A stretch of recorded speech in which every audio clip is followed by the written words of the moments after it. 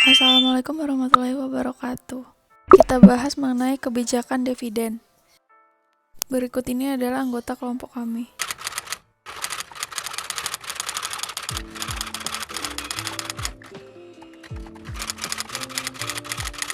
Regi Sendirawan akan menjelaskan pengertian dividen. Apa itu pengertian dividen? Pengertian dividen adalah salah satu bagian dari kebijakan khususnya pada manajemen keuangan suatu perusahaan yang berkaitan dengan pemegang saham. Anggapan mengenai dividen dapat dikatakan. Arti dividen adalah pembagian pendapatan dengan bentuk saham. Proses pencatatan adanya peningkatan modal yang dilakukan tanpa adanya penanam modal tambahan. Adanya jumlah saham yang lebih besar dibanding jumlah penanam saham yang kemudian dimiliki pemilik saham disebabkan pembelian kembali akan saham tersebut. Payback yang dilakukan perusahaan kepada investor dari modal yang ditanamkan apabila terdapat keuntungan perusahaan tidak termasuk dividen bila payback dapat terjadi bila dilakukan pengurangan modal utama yang diberlakukan secara sah. Keuntungan modal dalam bahasa Inggris capital gain adalah suatu keuntungan atau laba yang diperoleh dari investasi dalam surat berharga atau efek seperti saham, obligasi, atau dalam bidang properti, di mana nilai melebihi harga pembelian, selisih antara harga jual yang lebih tinggi dan harga pembelian yang lebih rendah, menghasilkan keuntungan finansial seperti saham, obligasi, atau dalam bidang properti, di mana nilai melebihi harga pembelian, selisih antara harga jual yang lebih tinggi dan harga pembelian yang lebih rendah, menghasilkan keuntungan finansial bagi investor tersebut. Keuntungan dan kekurangan masing-masing modal sendiri. Kelebihan modal sendiri. 1. Tidak ada biaya bunga atau administrasi. 2. Tergantung kepada pihak lain. 3. Tanpa memerlukan persyaratan yang rumit. Kekurangan modal sendiri. 1. Jumlah terbatas. 2. Diperoleh relatif lebih sulit. 3. Kurang motivasi. 4. Modal asing. Kelebihan modal asing. 1. Jumlah tidak terbatas. 2. Motivasi usaha tinggi. Kekurangan modal asing. 1. Dikenankan berbagai biaya bunga administrasi. 2. Harus dikembalikan. Menentukan kebijakan dividen dalam praktik. Perkenalkan, nama saya Udika Winidea. Di sini saya akan menjelaskan tentang kebijakan dividen dalam praktik. Pada praktiknya, perusahaan cenderung memberikan dividen dengan jumlah yang relatif stabil atau meningkat secara teratur. Kebijakan ini kemungkinan besar disebabkan oleh asumsi bahwa yang pertama, investor melihat kenaikan dividen sebagai suatu tanda baik bahwa perusahaan memiliki prospek cerah. Demikian sebaliknya. Hal ini membuat perusahaan lebih senang mengambil jalan yang aman, yaitu menurunkan pembayaran dividen. Yang kedua, investor cenderung lebih menyukai dividen yang tidak berfluktuasi atau dividen yang stabil. Menjaga kestabilan dividen tidak berarti menjaga dividen payout ratio atau yang disingkat DPR tetap stabil karena jumlah nominal dividen juga tergantung pada penghasilan bersih perusahaan atau IT. Jika DPR atau dividen payout ratio dijaga kestabilannya, misalnya ditetapkan sebesar 50% dari waktu ke waktu, tapi IT berfluktuasi, maka pembayaran dividen juga akan berfluktuasi. Pada umumnya, perusahaan akan menaikkan dividen hingga satu tingkatan, di mana mereka yakin dapat mempertahankan dividen di masa yang akan datang. Artinya, jika terjadi kondisi yang terburuk sekalipun, perusahaan masih dapat mempertahankan pembayaran dividennya. Pada prakteknya, ada perusahaan yang menggunakan model residual dividen, di mana dividen ditentukan dengan cara yang pertama, mempertimbangkan kesempatan investasi perusahaan. Yang kedua, mempertimbangkan target struktural modal perusahaan untuk menentukan besarnya modal sendiri yang dibutuhkan untuk investasi. Yang ketiga, memanfaatkan laba ditahan untuk memenuhi kebutuhan akan modal sendiri semaksimal mungkin. Yang keempat, membayar dividen dengan hanya jika ada sisa laba. Dengan demikian, besarnya dividen bersifat fluktuatif.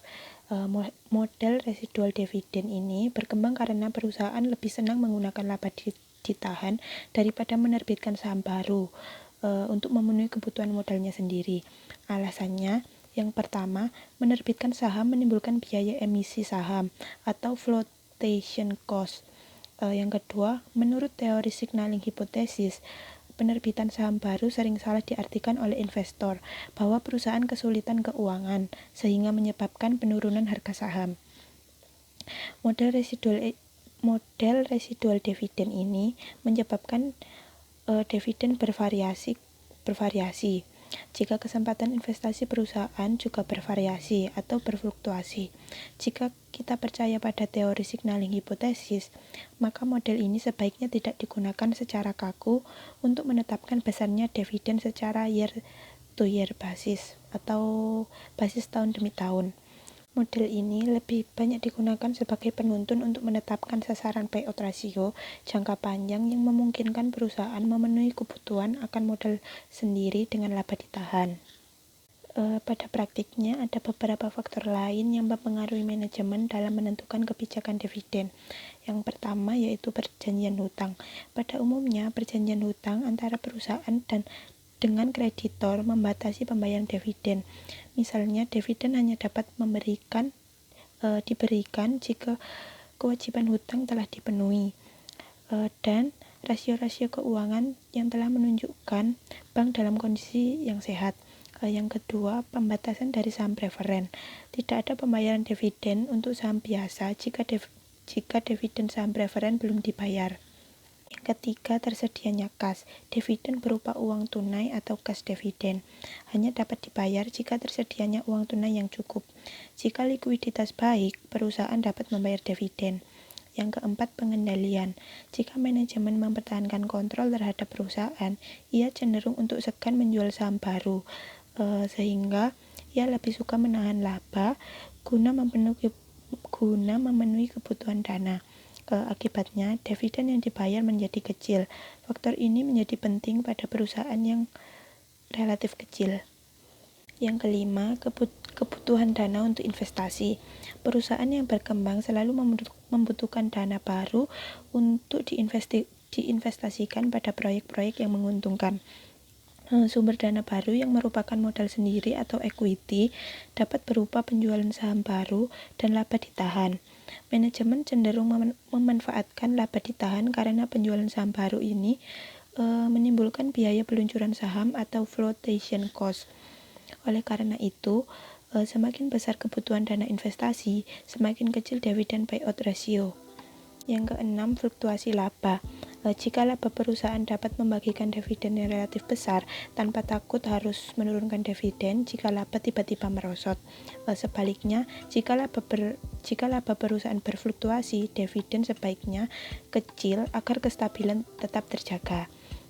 Selain itu, perusahaan dengan laba yang berfluktuasi sebaiknya tidak banyak menggunakan hutang guna mengurangi resiko kebangkrutan. Konsekuensinya, laba ditahan menjadi besar dan dividen mengecil. Terima kasih.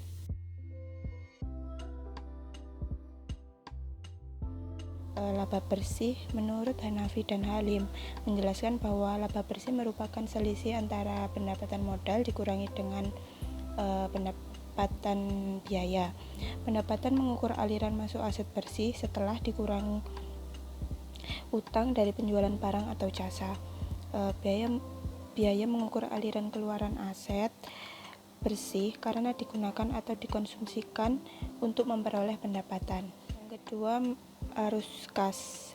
Menurut Lasmi menjelaskan bahwa arus kas operasi adalah arus kas hasil dari transaksi dan kegiatan lain yang ikut menentukan laba bersih. Arus kas terdiri atas kegiatan utama sebuah perusahaan yang secara langsung berimbas kepada kas, seperti pembayaran dan pendapatan piutang, pembayaran gaji, pengeluaran operasional, dan lain-lain. Yang ketiga, dividen tunai. Menurut Heri dan Widiawati menjelaskan bahwa dividen tunai adalah bentuk pembagian keuntungan yang paling sering dilakukan. Ada 3 hal penting yang dapat membuat perusahaan dapat membayar dividen tunai, yaitu tersedianya laba ditahan, cukup uang kas, dan adanya tindakan resmi dari Dewan Komisaris. Dividen tunai dibayar dibayarkan laba ditahan. Tetapi perusahaan yang memiliki jumlah laba ditahan belum tentu dapat membayar dividen tunai. Faktor-faktor yang mempengaruhi kebijakan dividen.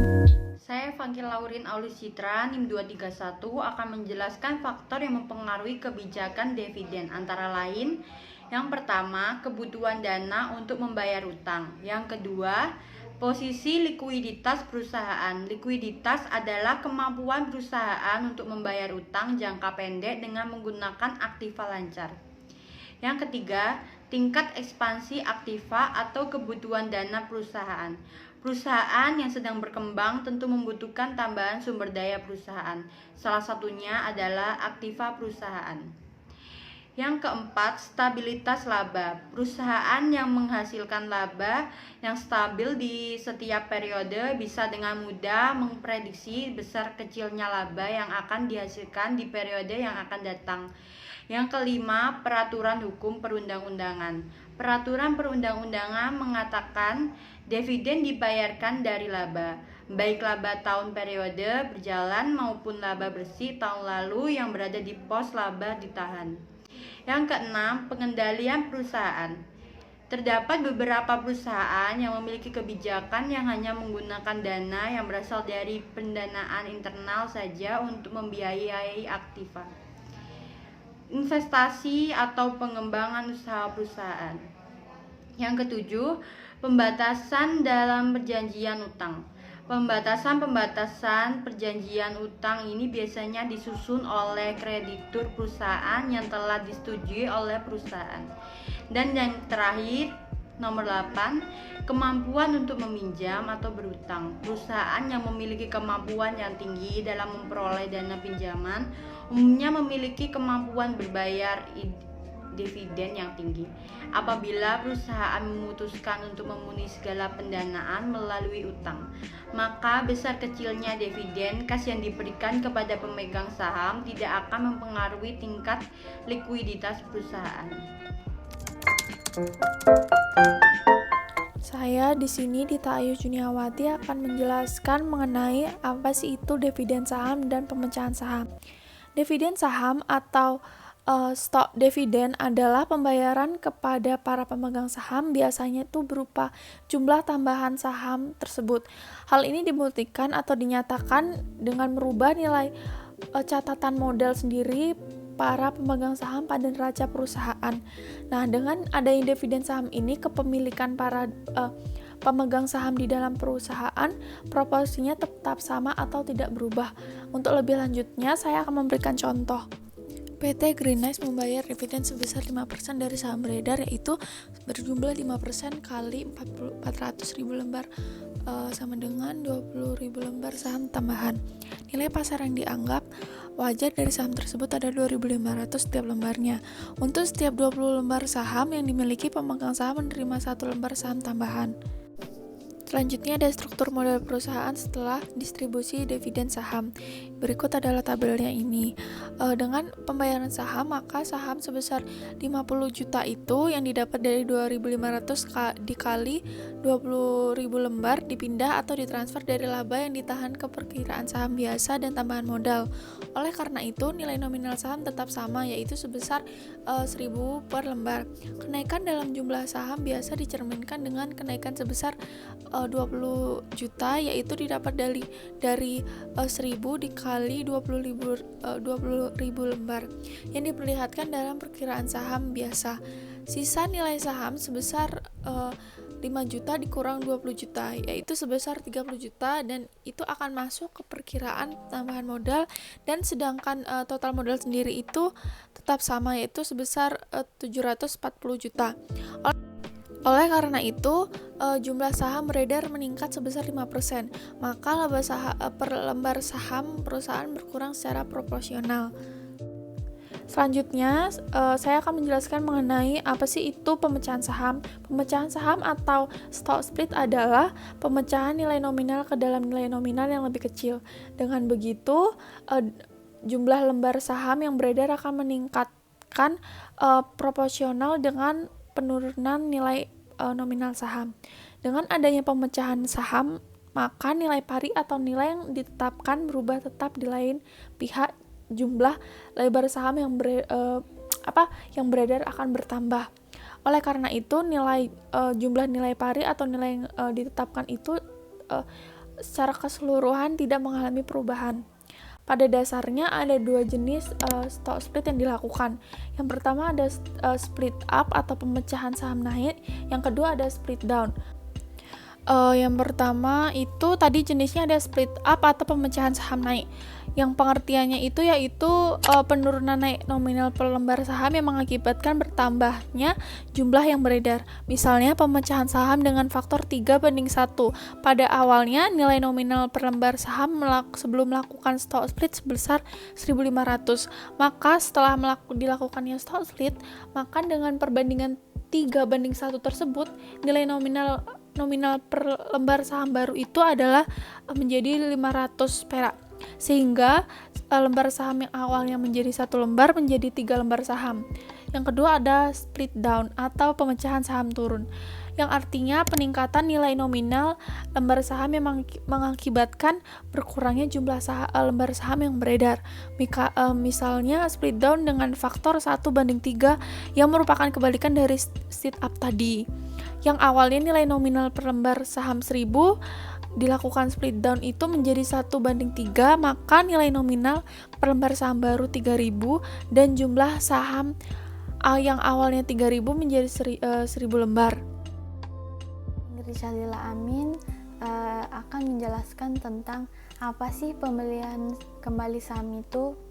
Nah, pembelian kembali saham atau yang biasa disebut buyback adalah suatu transaksi di mana perusahaan membeli kembali sahamnya sendiri dari pasar.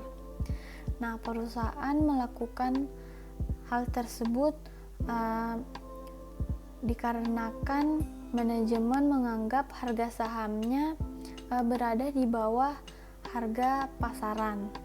Nah, perusahaan membeli kembali saham langsung dari pasar atau menawarkan kepada pemegang saham opsi untuk menenderkan sahamnya langsung ke perusahaan dengan harga tetap. Nah, pembelian kembali saham mengurangi jumlah saham yang beredar, yang meningkatkan permintaan untuk saham dan harga. Nah, mengapa sih perusahaan itu harus melakukan buyback? Nah, bila ditanya kepada manajemen perusahaan mengapa mereka melakukan buyback, biasanya mereka akan menjawab bahwa perusahaan bermaksud untuk mengurangi jumlah dividen yang dibagikan kepada pemegang saham, atau perusahaan akan menyatakan bahwa tidak ada investasi yang lebih baik dari perusahaan mereka sendiri, sehingga perusahaan memutuskan untuk membeli kembali saham mereka sendiri. Masih ada motif lain yang mendorong perusahaan untuk melakukan buyback. Misalnya ketika harga saham sudah terlalu murah, entah karena turunnya keuntungan perusahaan, atau dalam kondisi ekonomi yang buruk, atau skandal lain yang terjadi. Nah, hal tersebut membuat perusahaan menggunakan uang cash yang dimiliki untuk membeli sahamnya kembali. Pada umumnya, manajemen mengatakan bahwa harga saham di pasar sudah terlalu murah, sehingga pihak manajemen memutuskan untuk membeli kembali sahamnya dari publik. Nah, berita seperti ini sering muncul ketika harga saham perusahaan mengalami kejatuhan yang sangat signifikan dan umumnya bisa menenangkan kepanikan di market sehingga membuat harga sahamnya kembali naik. Nah, ada beberapa metode yang digunakan oleh perusahaan dalam membeli sahamnya kembali. Nah, contohnya yang pertama itu seperti tender offer. Nah, lewat tender offer, perusahaan mengumumkan kepada pemegang sahamnya bahwa perusahaan akan membeli kembali beberapa lembar sahamnya dengan harga dan periode tertentu yang telah ditetapkan. Nah, pembelian kembali saham dengan metode ini dapat menaikkan kembali harga saham di pasar modal. Nah, yang kedua itu open market repurchase. Nah, open market repurchase tidak mengikat suatu perusahaan untuk benar-benar membeli kembali sahamnya sebanyak jumlah yang dijual sebelumnya, melainkan jumlah saham yang dibeli kembali relatif lebih kecil. Nah, pembelian kembali dilakukan melalui pialang dengan pembayaran komisi pada tingkat normal dan pembelian pada harga pasar. Nah, yang ketiga itu ada Dutch auction.